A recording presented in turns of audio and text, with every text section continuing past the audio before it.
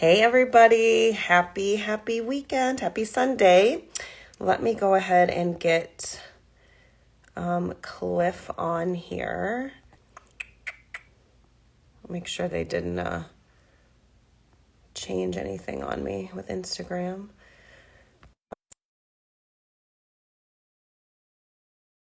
Guys, how's it going? Thanks for popping on last minute. My whole week legit went out of control, so I did not get to promote this as I wanted to. Hello. It's so good to see you guys. Thanks for popping on. I was partying with my anesthesia folks last night. It was a good time. All right, y'all. There he is. All right, Cliff, I sent you a invite thing. You should just be able to click on it. Let me know if I need to resend it. There we go. Let me try that again.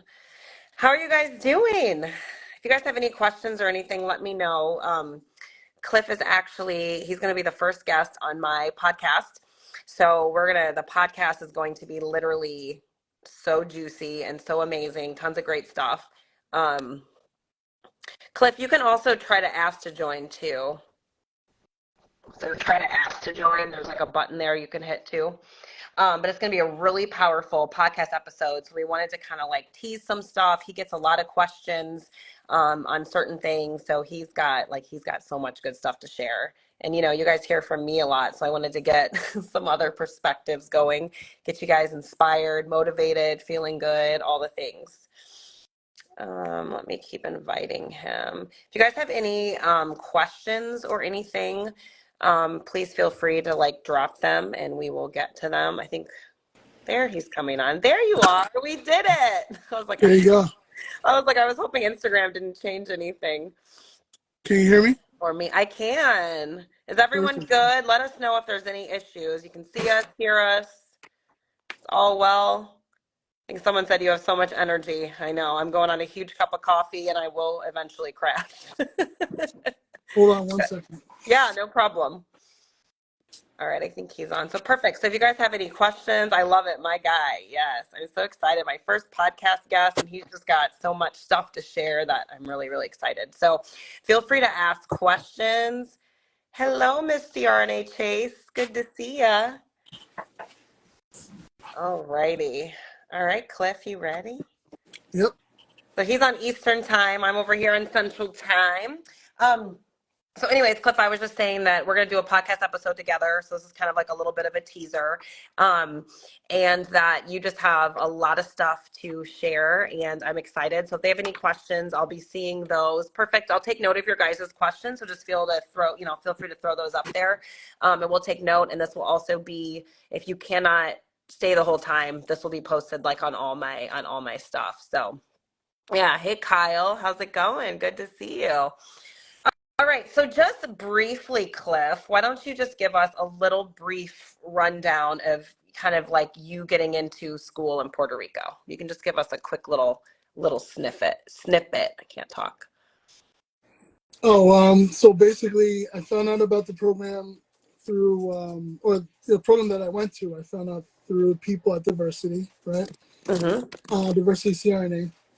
And basically I made the connections, find out who to speak to, who to email, exactly the names of the individuals, and I went through that process. Now when I received the emails, they basically told me what my package should be, like what are the requirements, what they're looking for.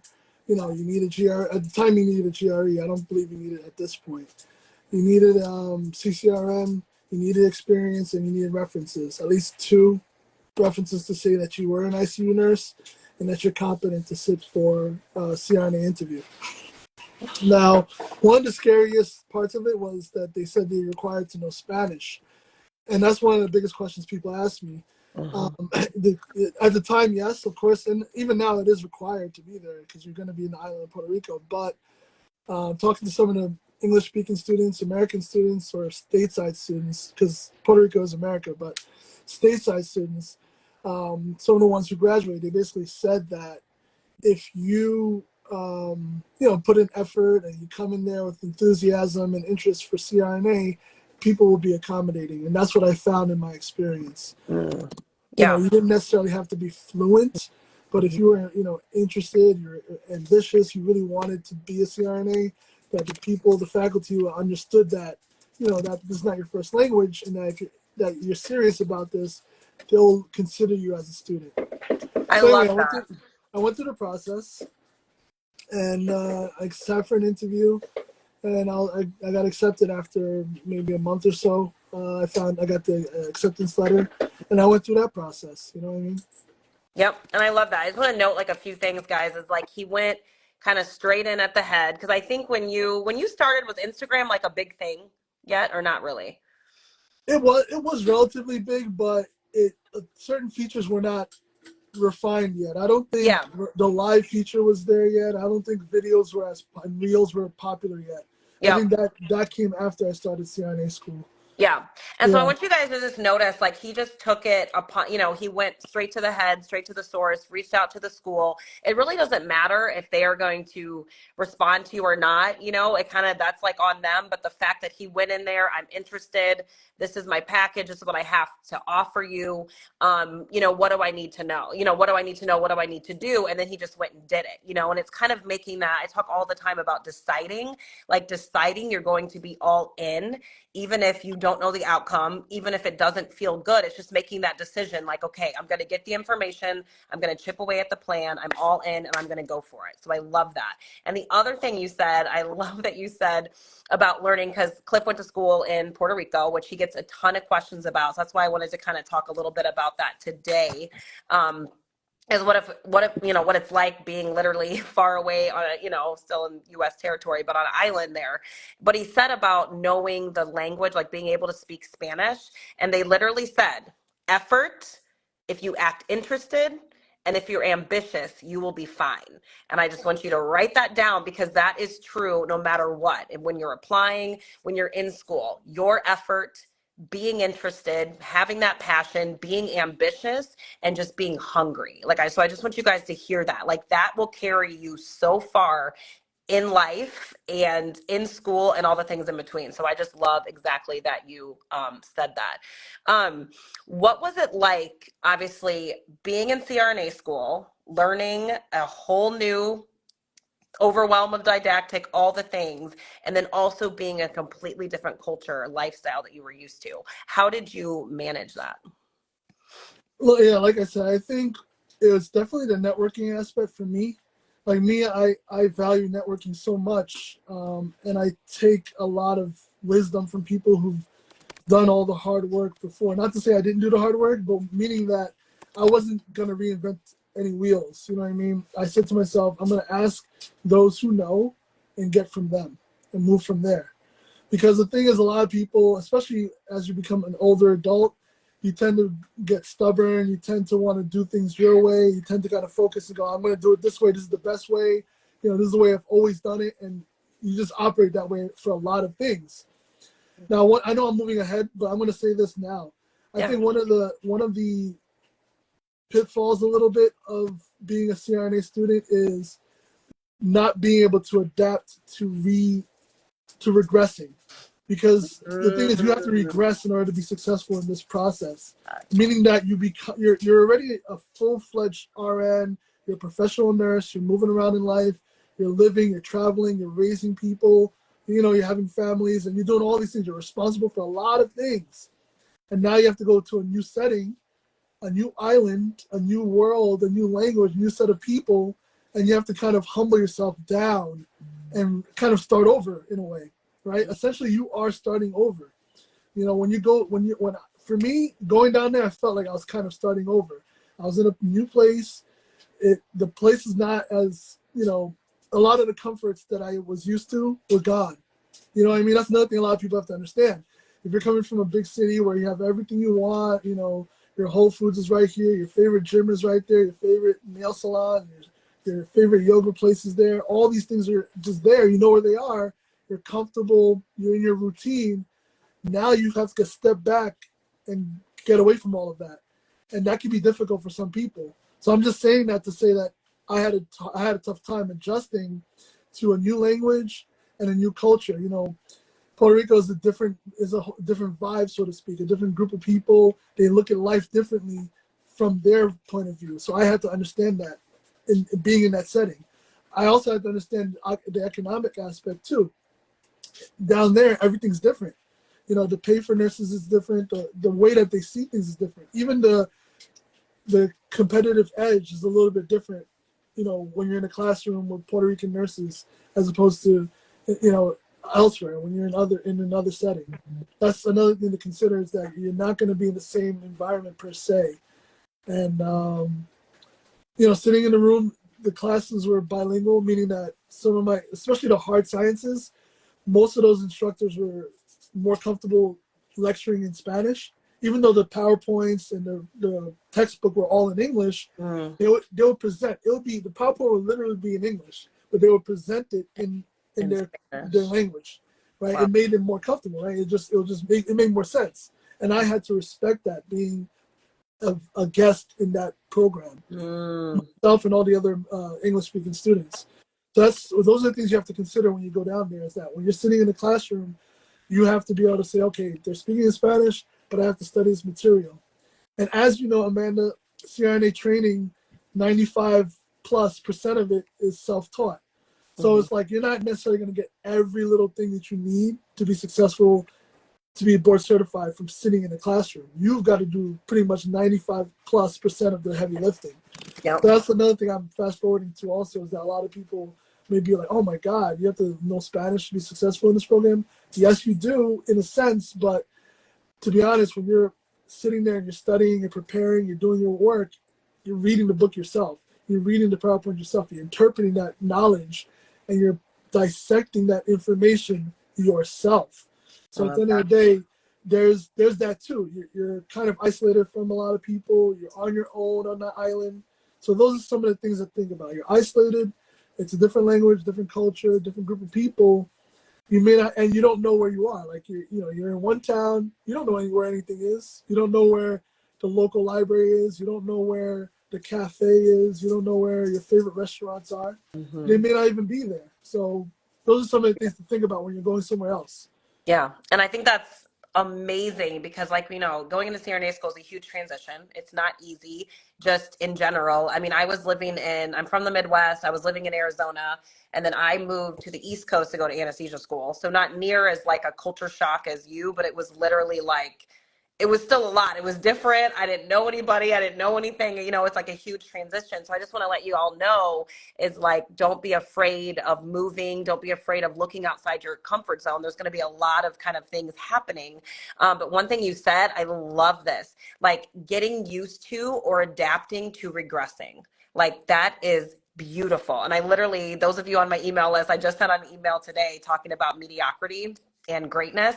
But literally, you have to fall back to move forward. Like you have to not be good to get good. You have to regress. You are going to regress in this journey to become really good. And I think that is literally, I love that. And that's a lot of that like humility, like that humble place, is that you become an excellent CRNA when you're willing to fall back a bit and not be the best and not know everything and not have all that. So I just thought that was amazing. And another thing is about being a guest, like you're a guest in these programs, you're a guest in the operating rooms, like you're a guest in clinical, you were a guest in that country. And just remembering, like there's no license for anybody to treat you bad. I'm never going to condone bullying, but I also, like a lot of my platform, I want to teach y'all to like, you just have to be responsible for your own actions, and that you are a guest and you are coming into these programs, and people are not going to always play nice and play favorably and do whatever. And it's not fair. And kind of accepting that behavior isn't saying that the behavior is right, but it's being able to accept your reality and you deciding how you're going to show up within that, because you are placing yourself in big rooms with people that are where you want to be, but it is always your choice and your decision on how you're going to act. And that's like emotional intelligence, basically put like a different way, is that you are a guest in these rooms, and you kind of always have a choice on how you show up. And then another good point you also made, a bazillion good points you made, is about the kind of teaching yourself. Those of you that are in CRNA school and are on, feel free to comment anything. But it is a lot. You're giving the information. It's a lot of information. But a lot of it is not, finding the best study technique and the Anki cards and doing this and doing that, but it's just sitting and being able to kind of wrestle with the material yourself, like looking at it yourself, like you said, dissecting it, making charts. I would kind of rework the PowerPoints in a flow that worked for my brain. You know what I mean? It's not really about, I need to find the number one way to do it, or how do I do this? It's about, once again, it's about regressing. Like it's about having the capacity and having the ability to be uncomfortable, to regress, to be able to get forward. And a lot of that is in studying. This didn't work. This works. I'm going to try that. I'm going to work with somebody. Doing one little tweak at a time is huge. And if you can get comfortable with falling back a little bit, oh my God, this junior journey will be so much more enjoyable for you. Do you have anything else you want to pop off to that? So Yeah, much I good mean, stuff. I love it. Like you're just no, love it. the whole regression thing is definitely something I speak on now, because I took 2 phone calls last week where I was speaking to people who are, would be considered older graduate students. And I had to explain that to them, because I can sense from the way they're responding to me that they're kind of like ahead of the curve. And I was like, no, slow down. I said, imagine your preceptor is 27 years old and you're 48, 49. You've been a nurse 20 years. Your preceptor was a nurse maybe 5-7 years total. Let's just say that, let's make the number 30. Let's say they've been in there 7 or 8 years total. And there's a little bit of play with that. You know what I mean? That's a very interesting dynamic, and that's a reality. That is a reality. And that's something I personally saw. Classmates that are a little bit older, they struggled with that because there was so much the head of their family. Some of them, some of the oldest students that I know were even had grandchildren. So it's like they're in that mind frame of like they're authoritarian. They know everything. As you're talking to them, you can sense that they're trying to finish your sentences and everything. And you're trying to coach them. You're like, wait a minute. When you go back into school, you kind of have to mentally go back to like being 25, 24, 23. Like a lot of those things that you have ingrained in you right now, you're going to have to step back and allow people who are younger than you to show you some things, because that's the only way you're going to be able to survive. But if you kind of are fighting against it this whole time and trying to finish sentences and trying to show me how much you know, it may not go well inside of a clinical situation where you're being evaluated on your performance and your ability to learn new material from somebody, because that's somebody, they feel a sense, there'll be maybe tension with that. It's not necessarily that it's ageism, but there's just a level of like playing nice to move along in your training. You got to play nice. You got to understand, okay, I may be older this could be my child, but in this setting, in this scenario, that person is holding the keys to your future. Yep. So you've got to be mindful of that and go, okay, let me step back. You know what I mean? Let me step back. You might be a flight nurse. You might have had every single designation under the sun and done everything in nursing under the sun. And that person who's precepting you might only have one job as a trauma nurse before they became a CRNA. But at the end of the day, you got to look past all that and say, you know what? They have something that I want. I have to listen to them. I love that. And that's like beautiful. Like for all of y'all, like all the questions I get asked about dealing with difficult preceptors and doing that and this and that, and it's not fair, and we're not here to say that it is, but once again, that acceptance of it. And I like, it's the humility, and it's like what I always say, every single person that you encounter can bring you value if you allow them to. Like I was just talking to actually a program director the other day, and she's like, good bag, bad bag. You go to clinical, and some of the stuff you put it in your toolbox of good things, you love it, you're going to learn, you're going to take that with you and use it. Other things you put over in this other bag, like not so going to use this, not whatever, but you still have to play nice. Like, and I like that. And I know those of you who are in clinical, like, holla at me if you got to play nice. You do. There's an element to playing nice. And I always caveat that bullying, I don't stand for that. That's ridiculous, whatever. But people are not always going to be nice. But once again, you cannot let other people's behavior influence your behavior. Like, you still can find value from that person. And I'm telling you, the people that were probably the meanest to me and the nastiest to me, I honestly learned the most from. Like if I just kind of took myself down and was like, okay, I literally learned the most. I mean, the guy, he was so nasty, but he could glide scope and had all these tricks and do whatever. And to this day, I use what he taught me. You know what I mean? Like everything is used so that I can take care of patients. And that literally is always the bigger picture, right? And especially since my husband, ended up in the ICU, it's even more a reminder to me. It's really not about how we feel, but it's about how we take care of our patients and how we're showing up to take care of our patients and allowing people to do them, but it doesn't mean you have to bog down your work ethic and your effort because how somebody else is kind of acting. So if you guys have anything to speak on that, all my SRNAs that are on the on the live, let me know. One other thing, and we'll kind of get into, we talked about some of the wisdom and the cliche phrases, we'll jump to that, Cliff, is because you did talk about networking. And I will definitely say, like, networking is the ultimate key in CRNA school. And I will also say for people I've been putting it into my roadmap program even more as well, is networking as an RN and going to anesthesia events and talking to people and going to schools and doing that. Networking is such a key thing for success in being a CRNA. Do you have anything more to say about that, Cliff, about the networking piece that you've learned? How long have you been a CRNA now for? How long has it been? It's been a year exactly. Been a year. That's Yeah, amazing. Amazing. yeah, it's phenomenal. Yeah. It's the best decision ever, honestly. Like Yes. I can't say it enough. It really is. Yes. You It guys really hear is. that? Best decision ever to become a CRNA. And he was in another different in Puerto Rico, had a relationship going, all the things. He struggled Yes. and he's been a CRNA for a year now. And he said it was the best decision he ever made. And trust me, we're going to get more on this in the podcast, but I definitely had some texts from Cliff where he was struggling. So he was struggling. Yeah. Yeah. Yeah.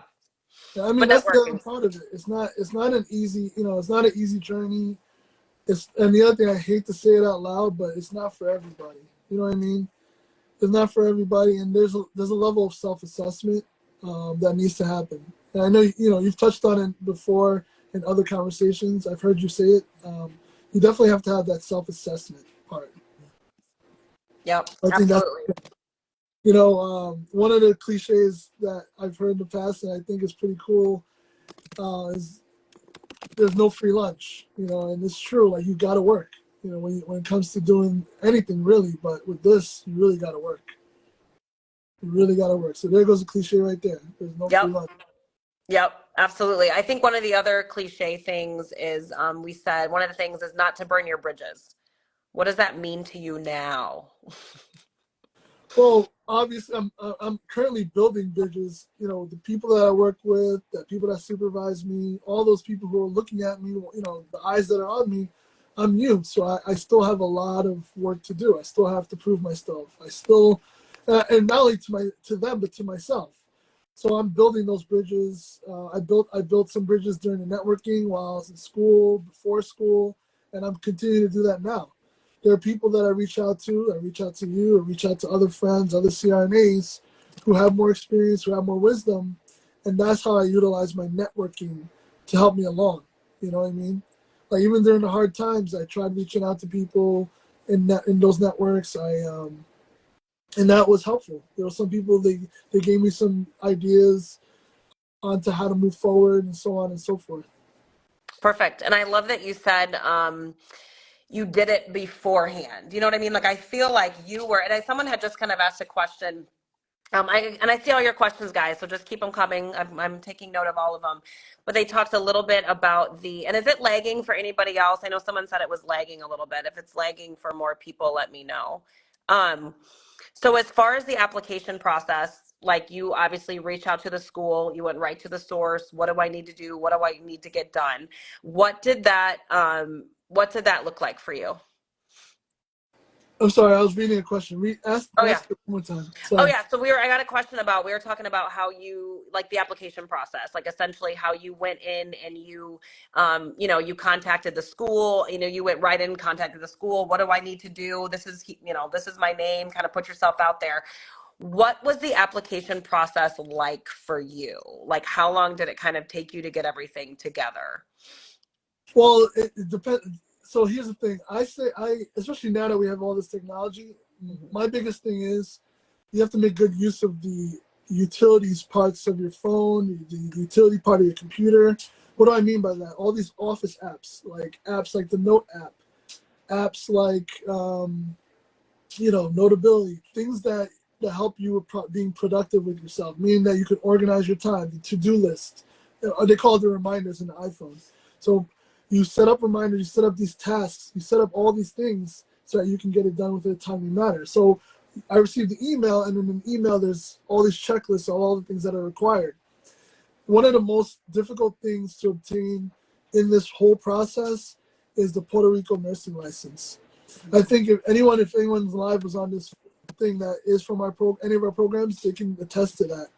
That is by far the hardest thing to do. So there's a whole process of that. I'm not going to go into it in this particular conversation, but let's just say you really got to want this. That's one of the biggest tests, is obtaining that Puerto Rico nursing license. If I can have a whole podcast on that alone, because I'm serious, like that is a process, Yeah. because they want to find out all of the, and it sucks for the people who are travel nurses, because you may have obtained 5 or 10 nursing licenses around the country. They want every last one of them. You know Yep. what I mean? And they want all the documentation that follows up with that, and they go as far back as your high school diploma. Mm-hmm. They want all of those documents to verify that you are everything that you say that you are. Yeah. Yeah. So yes, so you need to have copies of your CCRN document, high school diploma, college nursing, in your original nursing license, the original registration certificate from your state, right?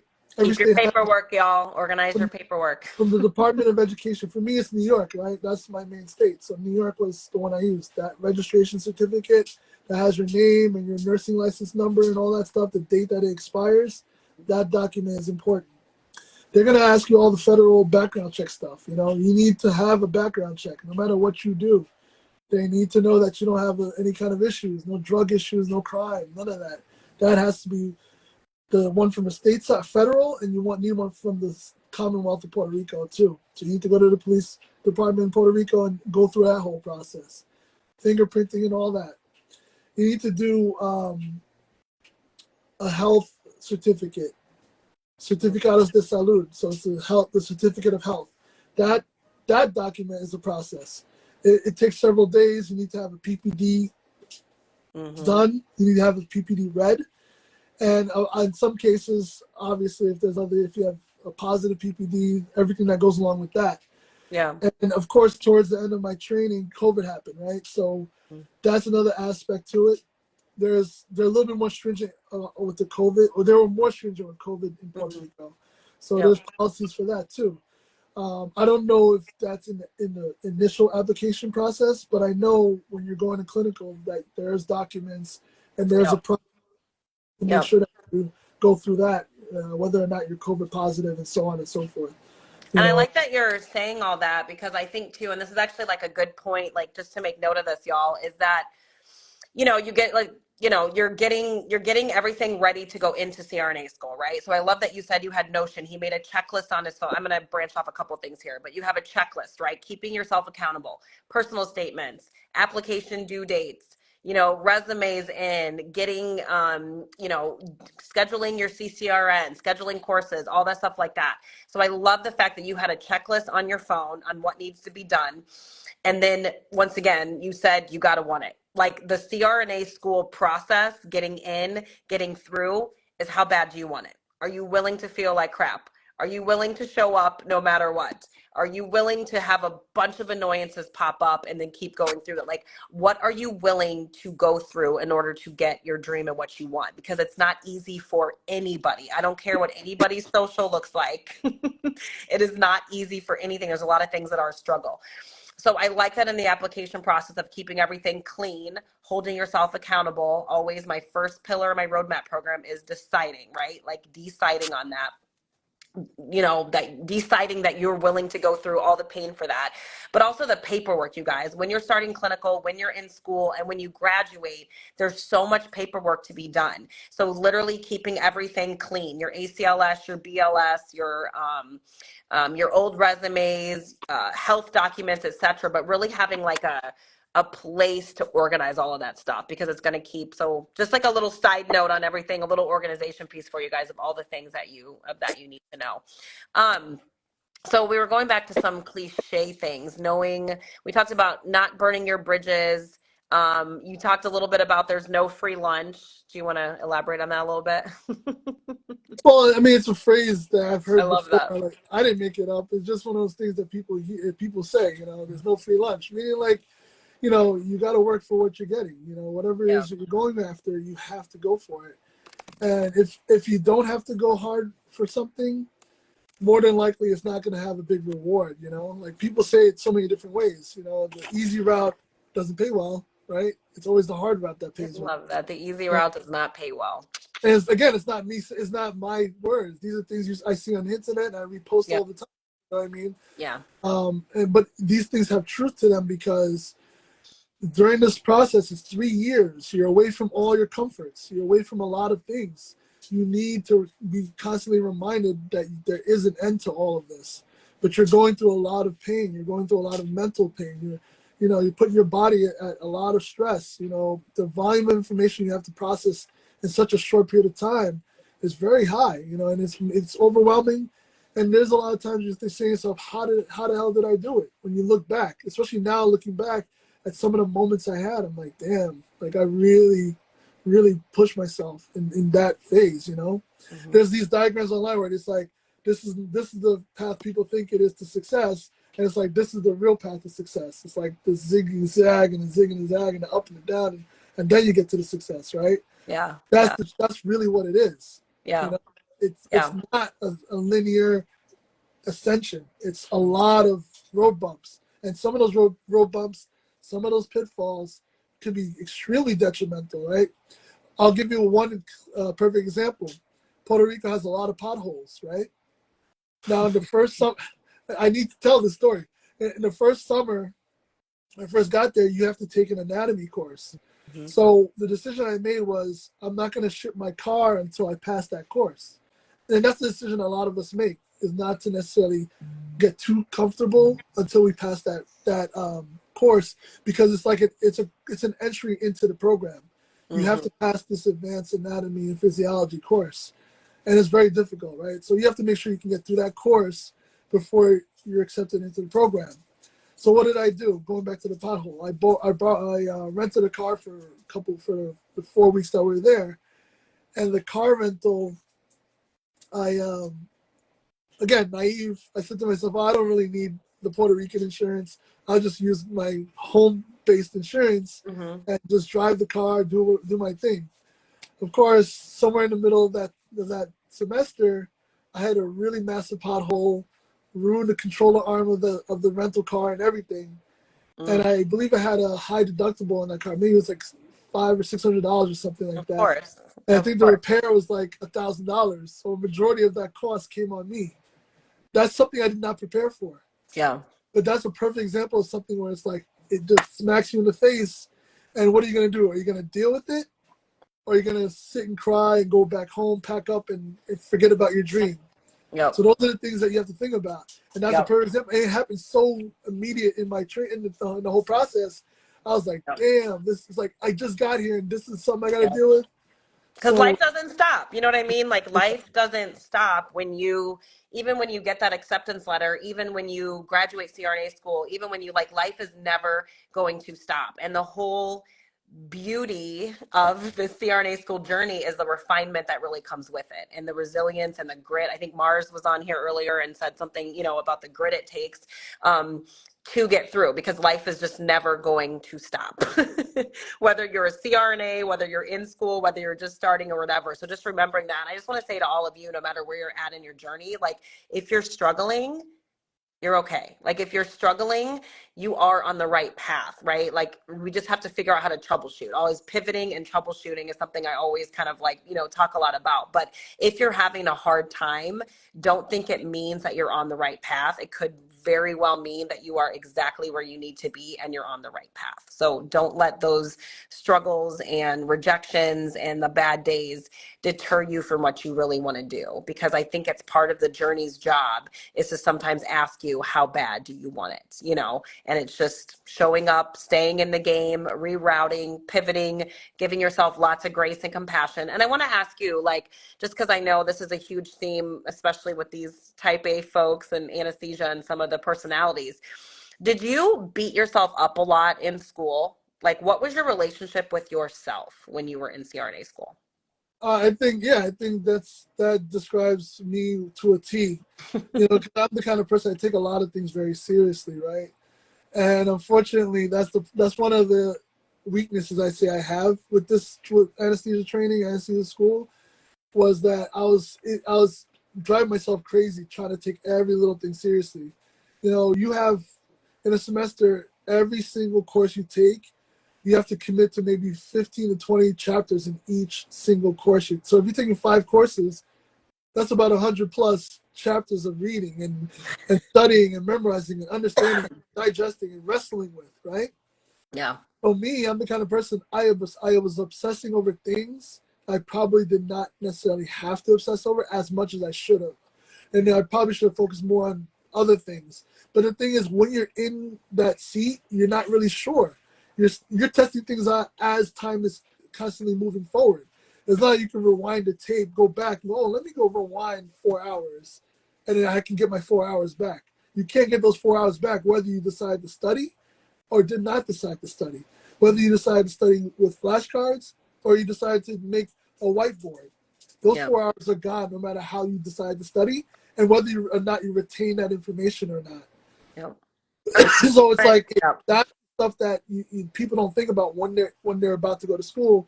They don't really think about the academic process. Like, this is a situation where I got to study a lot of new information in a different language, right? This is advanced sciences. This stuff is very tedious. So it's like you can get caught in this situation where you're like constantly over analyzing the most minute details about what you have to learn. And then like you miss the bigger picture because you're so caught up Yes. in all the fine details and get stuck in the weeds. And then when you sit for an exam, you get yourself really, really beat up. You're like, damn, I missed some like 2 easy questions because I was too busy killing myself over these things that weren't that important. Yeah. Yeah. And I So love that because I say all the time,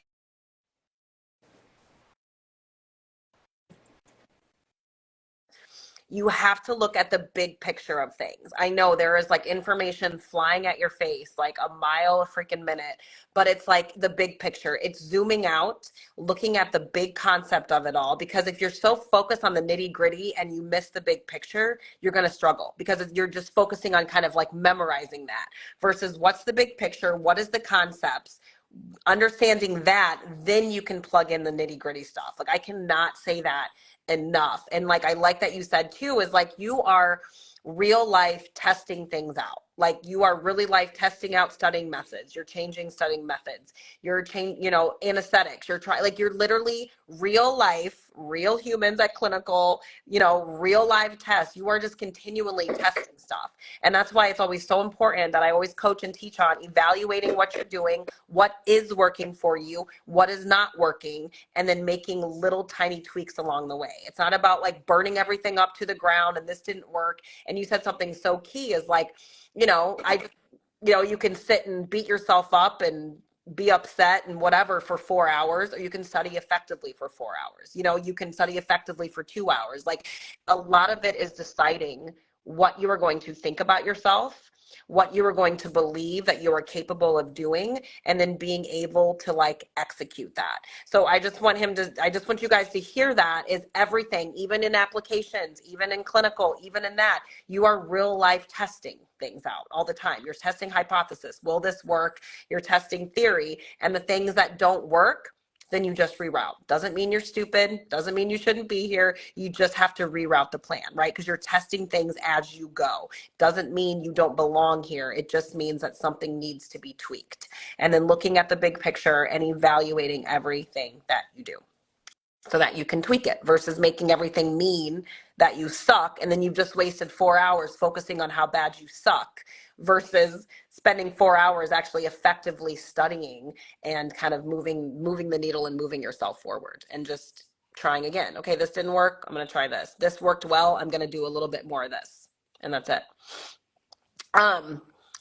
What was I going to say? So we're going to do one more kind of topic we're going to chat about, and then we will ask some of your guys' questions. If you have any other questions, you guys get them in there, comments, anything.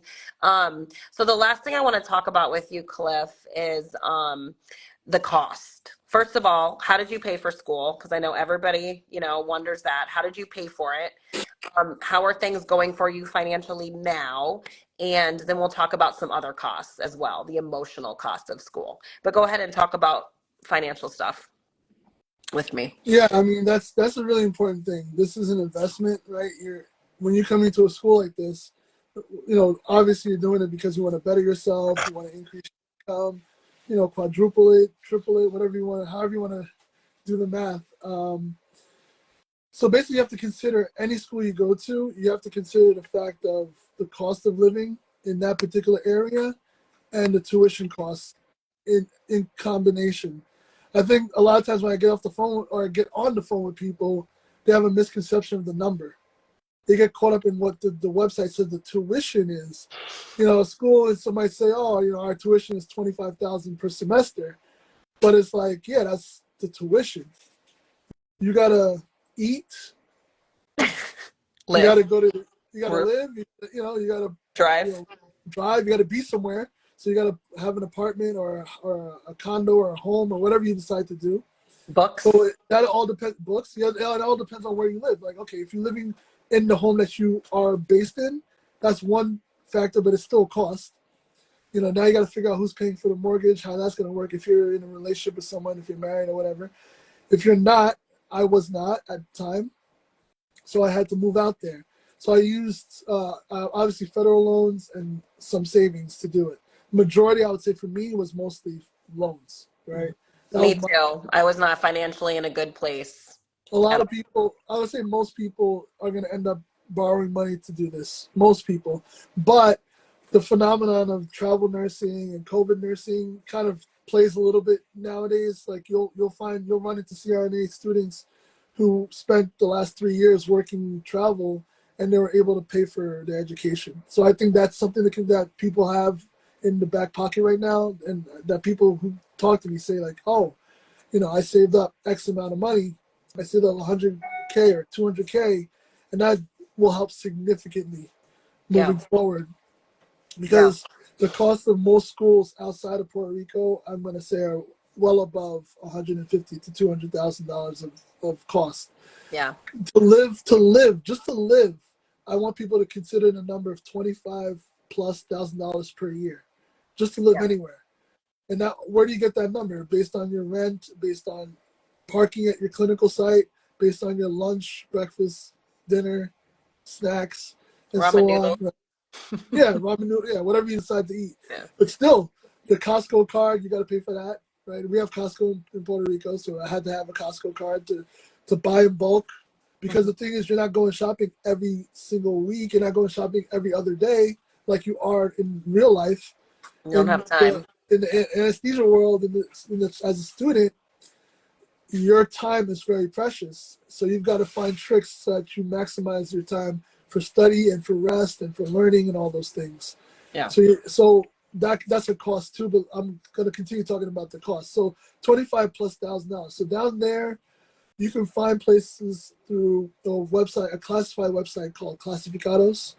It's very similar to Craigslist, and it basically they list different housing options from locals from all over the island. And obviously it's in Spanish, but you can the cheat code is to use Google's translate feature on the Google Chrome app. When you open up the web browser, it can translate everything into English. So just open up the Clasificados in that, Oh, that's and nice. And I'll and train. then you can translate it right into English, and Nice. that way you can see and read the apartment information or the housing information in English, and that's what I would do. Or for me, one of the places I went to was other students were going, and we all kind of collectively went to that particular site. And it was kind of not, I don't want to say hand me down, but every semester uh, we all tell each other about it. You know, it just Yeah. makes life, you know, Yeah. one is one student. Communicate with your classmates. Be like, Yeah, you don't have to all love each other, but yep, lean on each other. exactly. You don't have to be best So friends, but yeah. Yeah. that's a whole nother I know conversation. that's a whole other thing we'll get to. Uh, I know you guys will. I cannot wait for this podcast, y'all. When this episode drops, it's going to be like it's going to be insane because he's got so much stuff to share. You guys are going to be shocked to hear what Cliff's journey was like after CRNA school. It was not linear at all. So, but we'll get into that on the podcast, which is exciting. Um, so financially, yes, I was not in a good place. Some people are. It sounds like you did a lot of loans. I did too. You seem to be doing okay now, right? You're like, okay, because I know a lot of yeah, people see that number and they're like, I'm not going to make it after. And you just, I mean, I had a negative bank account, like overdraft bank account. All my credit cards were maxed when I graduated. And like I said, I'm not recommending you do it my way, but I don't recommend that at all. But I am okay, and it looks like you are also yes, okay now. yes. Yeah. No, I could be better. We all could be better, Of but yes. course, it could always be better. I'm in a decent place, and I know things are only going to get better from here. That's it. You know, Yeah. and that's why I started off by saying like this is the best job ever, best decision ever, because when you do look at the numbers and you do a lot of analysis and you really think about just comparatively us being as young as we are, and you look at what's going on in the world and the economy in this country right now and what's going on, we are in a good place, and we will continue to be in a good place Yeah. as things happen. You know. Yeah. Absolutely. And that takes, once again, it's like that. It takes a lot of work. You know what I mean? Like it takes a lot of struggle, a lot of work. And I don't want any of you to think that this is easy for anybody because it's not. I don't care what Instagram shows you. And I will be doing a live all about that. It's how to show up when you feel like crap. And you guys are going to learn a lot of stuff about me I bet you didn't know. You guys are going to be shocked, but I'll be doing that later. Um, so last thing I just want to touch on, and then we'll get in some questions, is that kind of like the emotional cost of school and the like that identity shift that has to kind of happen. And also you were in a relationship in school, and how did that work out? Yeah, that was very difficult. I mean, it's long distance, and some people say that you don't do that. You know what I mean? Like it was difficult. It was very difficult. My wife was my girlfriend at the time, and No, this wife now, they're married, so yes, they made it. I know I we married made it. my, yep, I was like, I married mine too. No, My it in a was secret relationship, yep. it's very difficult. There's no like that's the same thing. People have this idea that everything's gonna be like this, but it's really more like, you know, along the whole way. It was very, very hard. How did you Um, guys make it work then? Like, how did you guys stay connected when you were so far away and when you were so busy? How many times well, would you say you guys were able to like connect and talk and have a we did relationship? as much as possible throughout. Meaning like the communication, obviously with the device, with the computer, with the phone, with the FaceTime.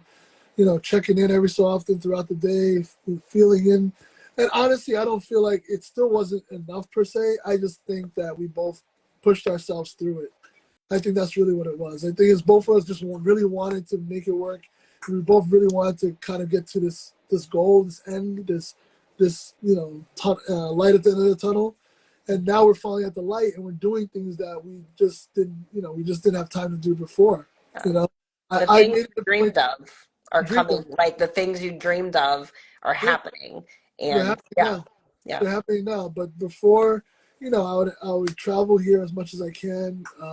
When I came, I tried to make most of it. But I'll be honest with you, my mind was back home, back on the schoolwork and all that stuff. Like I really wasn't focused on that enough.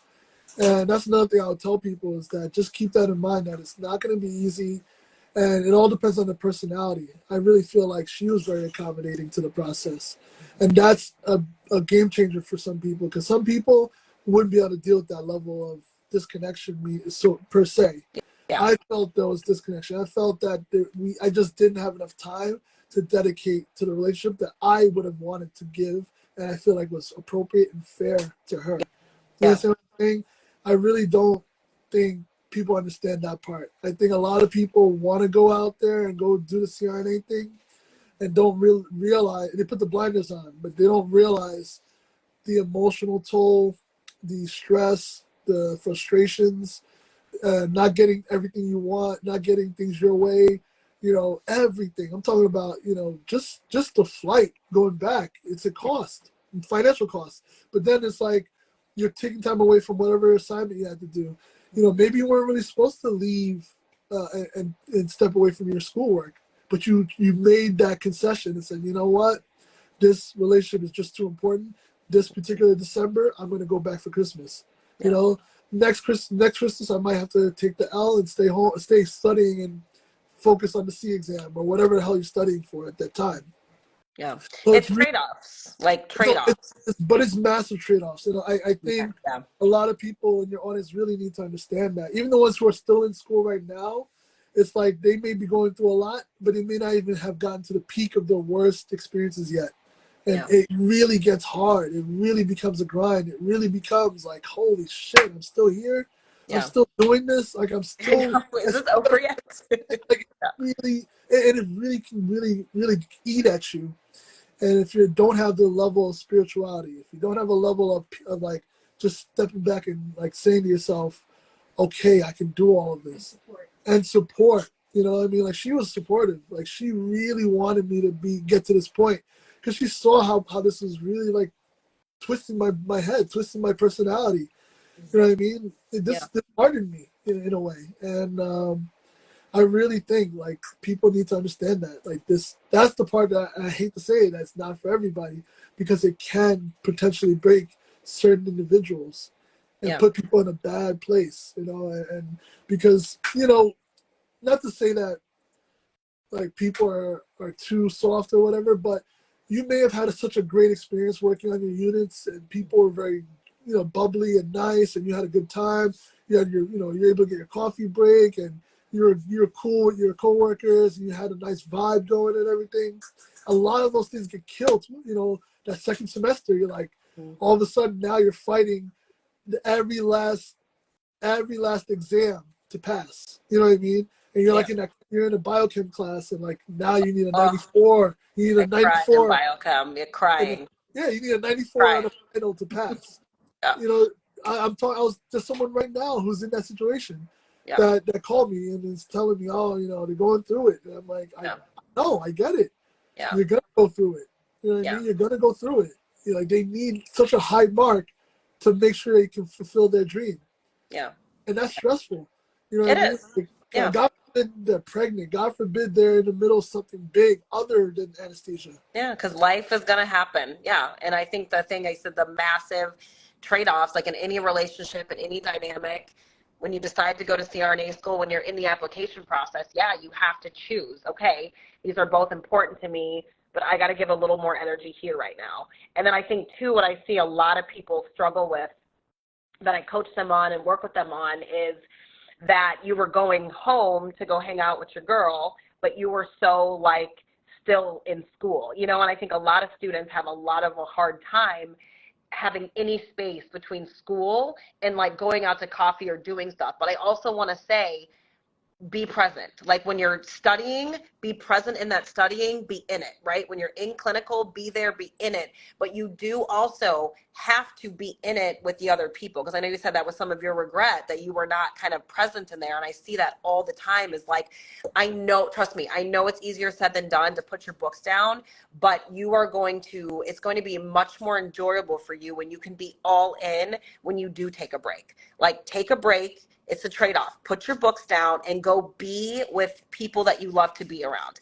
fill your cup up, be around people who fill your soul, because yeah, you are going to be around some unfavorable people. Even me as a CRNA, I work with some people that I'm like, oh my gosh, you know what I mean? But you still have to be present when you're not in school, when you're not studying, when you're not in clinical, because that's just going to help your mental health and your mentality when you are able to do things that are good for your soul and not spend time beating yourself up because I should be studying, I should be this, I should do this. You know what I mean? Everyone deserves a break. You're only human. And don't forget about the humanity piece in yourself, and don't forget about that humanity piece in other people as well. And that is kind of the journey I'm on right now, is that assumption that people are doing the best they can. And while I want to assume that about other people, I have to first assume it in myself. And we are all simply doing the best you can. And that's really all you can do on the way to CRNA and in school. And it'll just make your whole process a lot more enjoyable, is be where you are, be there, be studying, do it. And then when you step away, be over there and be with the people that you love and the support and all that good stuff as well. You're not a machine, and no one's asking you to be a machine. We're asking you to sacrifice, make trade-offs, and decide that you're willing to be in this for the long haul. Do you have any last minute things you want to say, Cliff? If you guys, anyone has any other questions for him, this is all, me and Cliff are doing a podcast episode very soon. It is going to be literally insane. This is just like barely even scratching the surface of what we're going to talk about. We're going to talk about some really awesome stuff on the podcast. So that's coming up. But any last minute questions you guys have? A couple people asked questions that me and Cliff will address. Anything else, go ahead and drop it. But anything else you want to wrap up with before we start doing questions, Cliff? I think it'll be best to kind of deal with it as I see. If I see a question that sparks more or triggers more things in my head, Yeah, I'll for go sure. there. You've already said a bunch of great stuff. I'm gonna say, yeah. I see that we have 5 minutes. If this is the cutoff, I don't know how Instagram Live goes, but I know they've changed it. I think it's a little bit longer. We'll see if it yells at me to come off. But okay. oh, you're so welcome. Thank you guys all for coming. I appreciate it. Like I said, I had a crazy week. I had to give lots of grace to myself this week, y'all. So if you guys get my emails, I tell you all about it. So one question somebody had asked is, does applying last minute to CRNA school hurt your chances?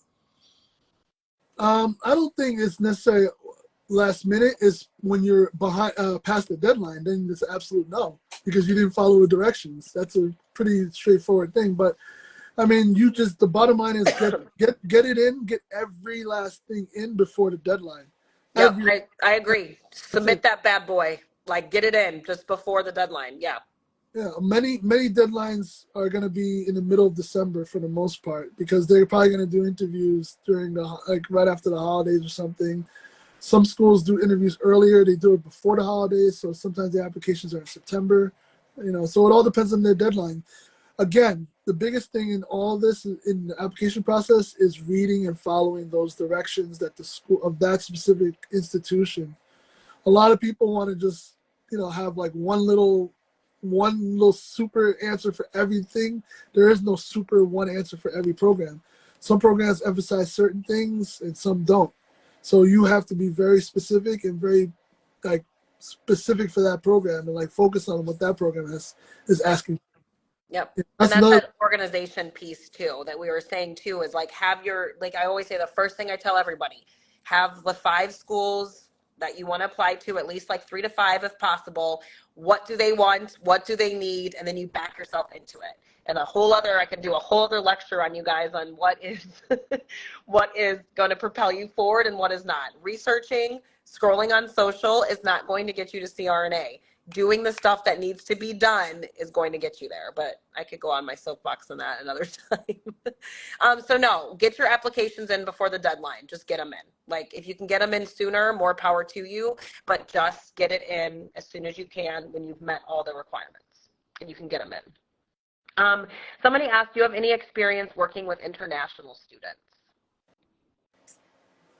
What, I don't really understand that question. What does that mean, international? In what sense? I guess I don't, so I'm assuming what they mean, because I get asked this a lot. I honestly have not. I don't quite know the interplay between like international students coming over. If you're still on the live and want to elaborate on that, but I know some people, I guess what I will say to that is I have worked with mentees who have, let's say, got their RN degree and worked in the Philippines per se, and then have moved to the States and then worked at the States, and they have gone on to apply for CRNA school and get it. So I guess in that respect, I've worked with them. I've not worked with anybody like in schools or anything, but you absolutely can be a nurse in another country, come to the U.S. and still meet the qualifications and apply for CRNA school. So I don't know if that's helpful for that, but For Puerto Rico, because it's a Commonwealth of the United States, you don't necessarily need a specific visa to travel and train there.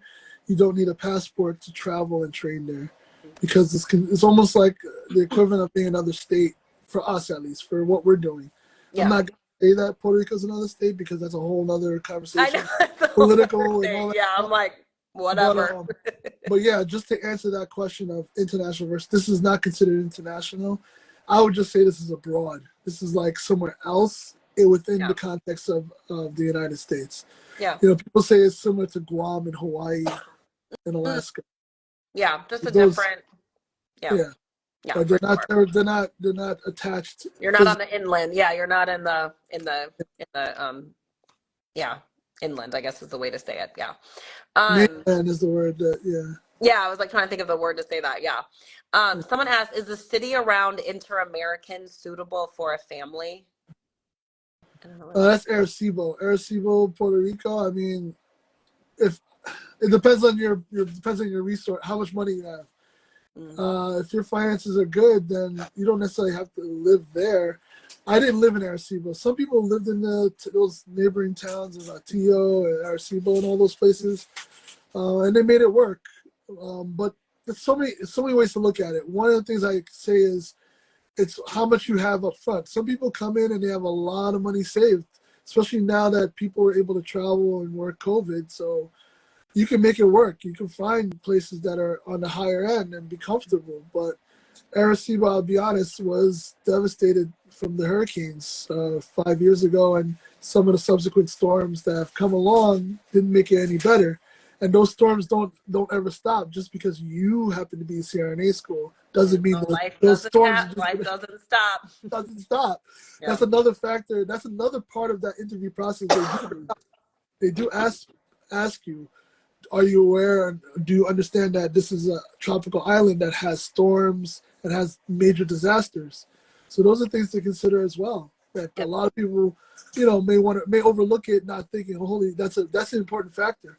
Because what happens if everything makes you displaced? And that's what happened to the cohort right before me. Half of that cohort was displaced from Hurricane Maria. I remember that. I remember we were chatting about that. Yeah. Yeah, absolutely. So that's like another thing too, is like talking about just the resilience and the grit and the refinement in CRNA school. Like it is challenging just as an entity with, of itself, but learning a different language, moving, doing all these things make it more challenging. But I also want y'all to be inspired by him and see that like it can also be overcome. It's not easy, it's not pretty, but like anything can be overcome if you've decided to be all in and you've decided that you're not going to make setbacks and regressions mean anything about your ability moving forward.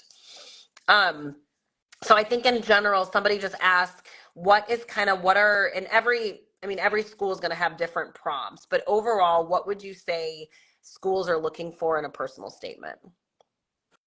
It depends on if they ask a specific question, then you have to deal with that question. Answer that just straight up. Deal with that question directly. Yeah. But if they don't, you've just got to find a way to convey a good story without going too overboard and not going too many directions. Because you have to process the fact that it's someone like you who's reading it, and they're probably going to have to read 300 or 400 of essays that are of that nature. So just make sure that you're telling your story and that you're hitting certain high points. You want to make sure that they know that you're serious and that you want it so bad that you decide to shadow somebody, or you decide to shadow 5 people. Like, they want to hear stuff like that. You came to a conference, or you bought a review course, or you did coaching with somebody, right? Those are the things they would like to hear, if that makes sense within the context of that particular essay. Like I said, there are essays where they tell you specific things to write. Some of the programs I applied to, they made you do the writing sample on the spot. And I thought that was probably the best way to tell how good of a writer that student is. Yeah. You know what I Yeah, mean? for That's sure. hard. There was one Yeah. program in New York, it no longer exists. But that Yep. program, that application, you had to, they made you do it in a room, handwritten. That's So they're crazy. testing everything. They're Yeah. testing your Test handwriting. your grammar and everything, man. Test your grammar. Yeah. They're testing your syntax. You're testing all of those mechanics of your writing. You Yeah. know, and that can really throw a lot of people off because if you don't know how to write, don't know how to spell, even Yeah. spell, you know what I mean? Like Yeah. how do you spell neurotransmitter? You know what I mean? Like it sounds crazy, but you'd be surprised of how people can get weeded out of this process in Yeah. every step of the way. Yep, your package has to be tight. So it Right? looks like someone popped in. Dr. Boyard, is that you? He said, yo, just saw your name, Cliff, and popped in to show you love, bro. So just so you know. I don't know if you can see the thing. Yeah, I Thanks love. for popping in. Love, Cliff. Um, and then, yeah, just another thing with the personal statement, what I always say, who are you behind your resume? Like your resume is the checklist. It's saying, giving them, do they meet requirements? But just like Cliff was saying, who are you behind all that? Like the shadowing experience, did you give up your days off to go shadow? Like how did you get into like the charge or preceptor role? What does it look like to work with you? Like being able to paint that out if you're, if the prompt allows you to do that. But just showing you, the personal statement is to show them who you are as a person and as a nurse, and to pique their interest so that they want to interview you per se. um, and then lastly here, someone had asked, when you have a previous degree, but you don't finish it and you switch to nursing school, how do they calculate your GPA?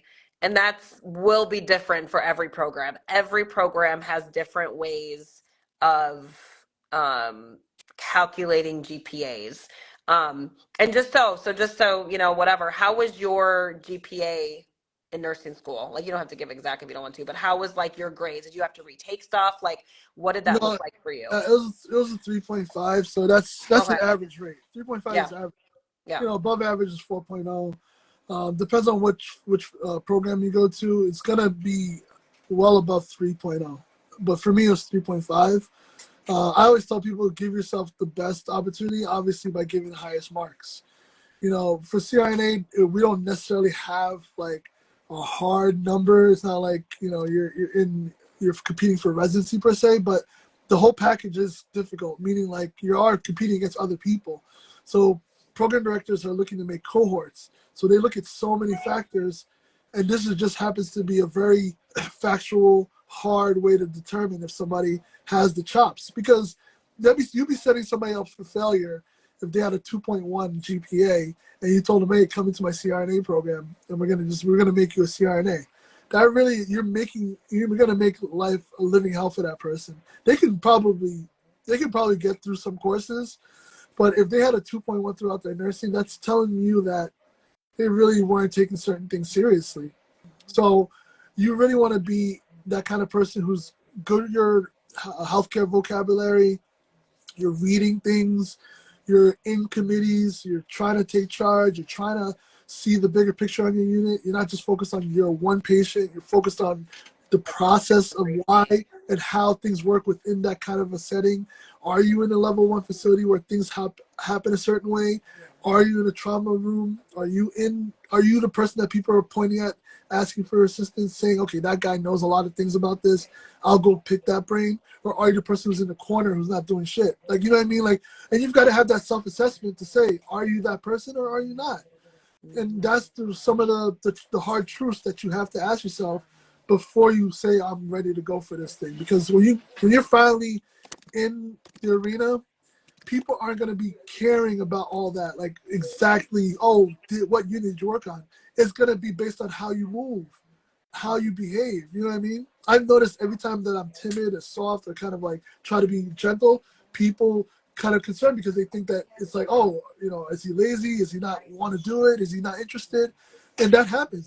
That's some of the feedback that I've gotten. The times where I've been extra humble, And that's extra, hard feedback to take. Yeah. it's hard because it's like you think you're trying to be nice, you think you're trying to be like respectful, but it gets construed as, oh, you're being lazy, you're being timid, you don't seem interested.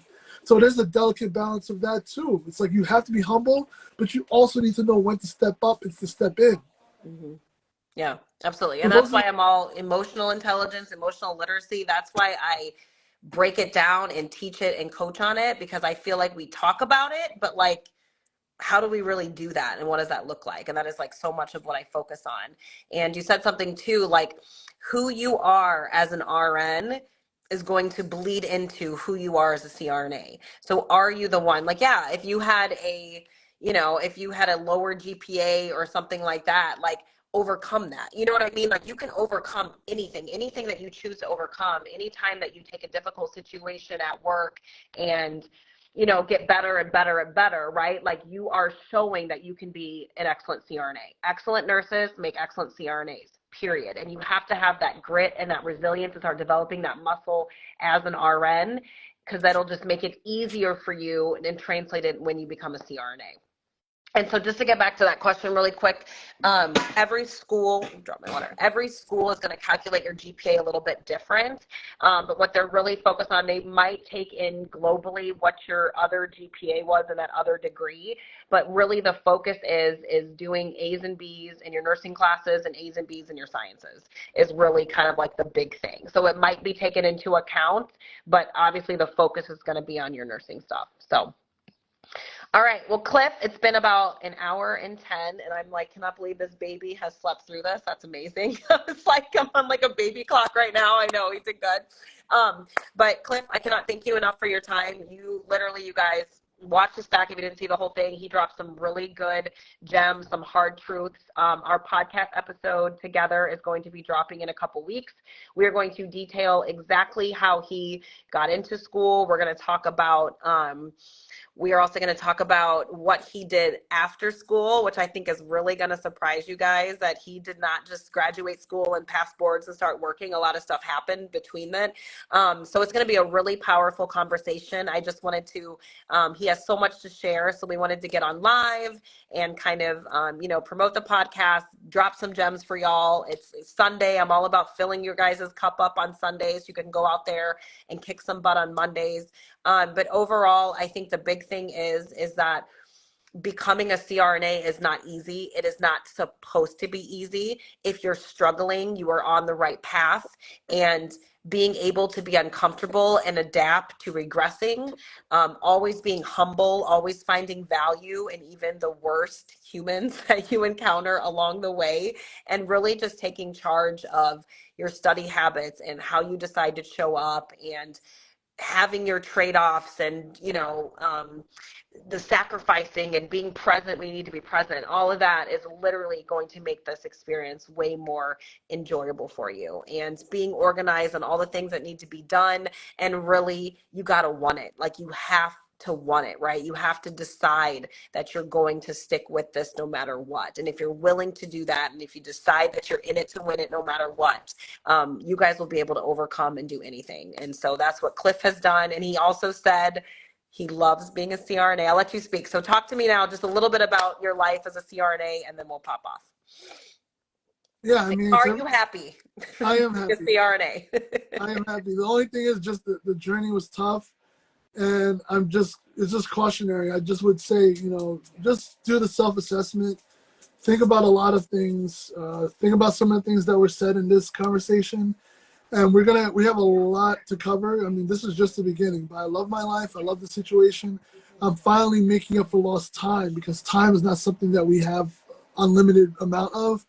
And that's something I wanted to speak on. And we will speak on a lot of these themes as we go into these conversations. I think it's going to require some time, because some of the things that I want to say, they require a high level of context and depth. And I think that this, the live thing is cool, is, short, it's in and out, but I think over time, people need to really hear and think and process what is required to be successful in this world. Like, this anesthesia world is something else. I'll tell you that much. And it's a great job. I think a lot of people don't know. They don't realize it until you're on the other side, like what you can do with not only the work, but the lifestyle around the work. You know what I mean? Amazing.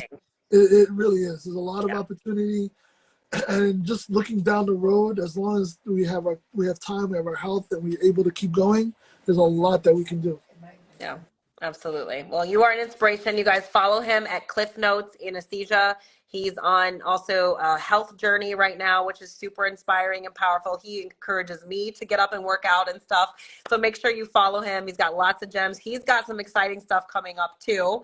So you're definitely going to want him in your orbit and in your circle as you guys journey to CRNA. So I believe in all of you. Thank you so much for being here. Hi, Iris. How are you?